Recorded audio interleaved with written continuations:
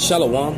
Call hello Yahweh by Shalom Shai, by Hashem Rakakwadash. Double honors unto the apostles and the elders.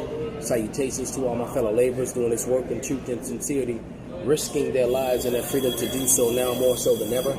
To the scattered elect that are scattered around the four corners of the earth, that be like unto the speckled bird, the Israelite foreigners. And to the Akwath that are listening and learning, to you, I say Shalom. This is your brother Malcolm from the branch of the Great Millstone here in Chicago, coming at you with another lesson in truth. Not quite sure what I'm going to call this lesson, but I'm just going to say this starting, that you can't judge spiritual matters from with worldly perspectives. It's just not a wise thing to do. All right, you know, it's almost like coming to a gunfight with a knife. It's not a very wise thing to do. This is Proverbs 15 and 32, and it reads, "He that refuseth instruction despiseth his own soul, but he that heareth reproof getteth understanding."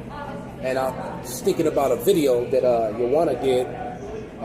You know, one of the elder brothers here in Chicago a couple of days ago. I remember reposting the video. I can't remember the name of it, but I remember him saying how when you have issues with the brother or with anyone, you go to the scriptures. We have to apply these scriptures.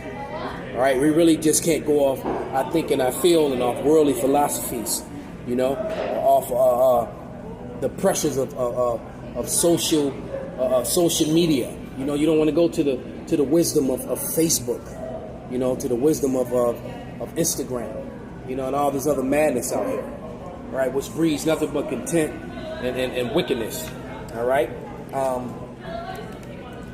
Next scripture is going to be Isaiah 5 and 21.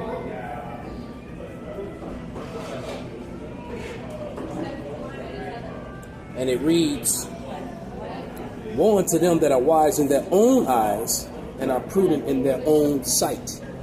All right. And when you negate, and I speak first and foremost of myself, but when you negate to look at the things that you've done and point out that somebody else has done the same thing. All right, you can't be that way. All right, that's just a wicked thing to do, and a serious imbalance to overlook your crimes, especially if you have committed a sin that is actually worthy of death, that demands a blood sacrifice from the Lord, you know. But then you want to turn around and point fingers at other people. You can't. That's not a wise thing to do, you know. We must humble ourselves and go to the scriptures. All right. This is Second Ezra.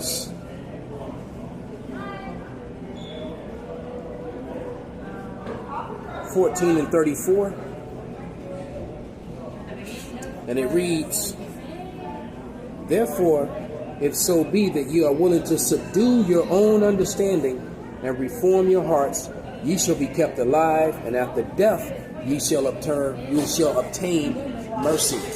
All right. So, in order to be kept alive, you have to subdue your own understanding about, you know, that coming with what you think and feel, especially when it comes to salvation. Okay?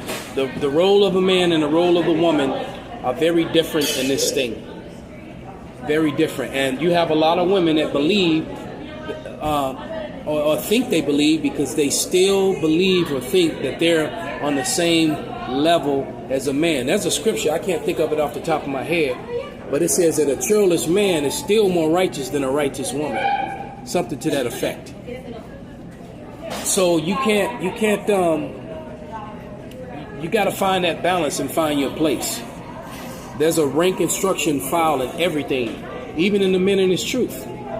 I in no way, form, or fashion think myself to be equal to the apostles or the elders. You know, it's something that I don't do, and you can't. You know, you just can't do that. There's order, and that's a problem with Israel, is that Israel just does not want to follow order, man, at all. You know, like the woman that wipeth her mouth. Let me just grab that.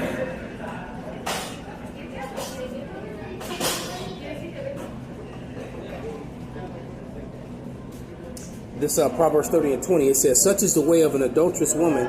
She eateth and wipeth her mouth, and saith, I have done no wickedness." All right, and so, but that goes for the man too, for Israel in general.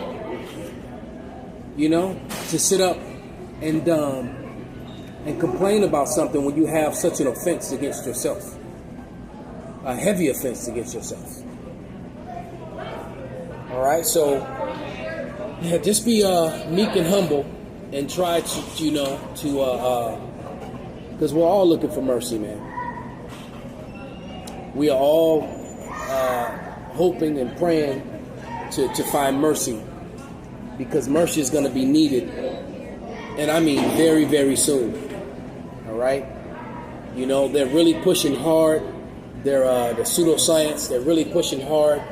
You know, Vanessa, and then her sister Victoria, and they're really pushing hard the pharmakia, and trying to get around and use pseudoscience to do so. All right, so with that, man, you know, I give all praises, all honor, and glory to Yahweh Ba'Shem Yahawashi, Bahashem Rakah Kodash, double honors unto the apostles and elders, you know, and Kwam Yasharala Wa Abba Baba. Prepare yourselves. The end is near.